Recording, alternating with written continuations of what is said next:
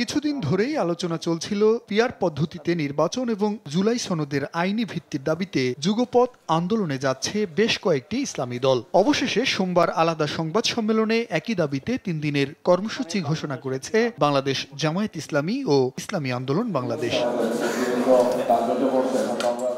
সকালে জামায়াত ইসলামীর কেন্দ্রীয় কার্যালয়ে সংবাদ সম্মেলনে দলটির নায়েবে আমির সৈয়দ আব্দুল্লাহ মোহাম্মদ তাহের বলেন, জুলাই অভ্যুত্থানের পর দেশের মানুষের মধ্যে পিআর পদ্ধতিতে নির্বাচনের আকাঙ্ক্ষা তৈরি হলেও সরকার ভ্রুক্ষেপ করছে না। তাই দাবি আদায়ে বেশ কয়েকটি দলকে সাথে নিয়ে যৌথ আন্দোলন কর্মসূচিতে যাচ্ছেন তারা। বাংলাদেশের অধিকাংশ রাজনৈতিক দল, বুদ্ধিজীবী, সাংবাদিক, কলামিস্ট, লেখক, গবেষক, শিক্ষাবিদ ও নানা শ্রেণী পেশার মানুষ পিআর পদ্ধতিতে নির্বাচনের দাবির সাথে একমত পোষণ করেছেন। আমরা লক্ষ্য করছি জনগণের দাবিসমূহ কার্যকর করার কোনো পদক্ষেপ গ্রহণ করা হচ্ছে না। এমত অবস্থায় জনগণের দাবি আদায়ের জন্য গণ আন্দোলনের কোনো বিকল্প নেই।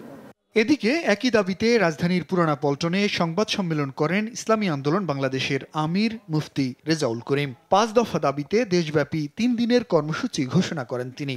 জুলাই সনদের ভিত্তিতে আগামী জাতীয় সংসদ নির্বাচন হতে হবে। ২. নির্বাচন পিআর পদ্ধতিতে হতে হবে। ৩. সুষ্ঠু নির্বাচনের জন্য লেভেল প্লেয়িং ফিল্ড নিশ্চিত করতে হবে।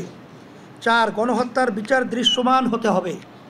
৫. বিশেষ ট্রাইব্যুনালে ভারতীয় তাবেদার ও ফ্যাসিবাদের দোসর জাতীয় পার্টি এবং ১৪ দলের বিচার করতে হবে এবং বিচার চলাকালীন তাদের কার্যক্রম নিষিদ্ধ করতে হবে।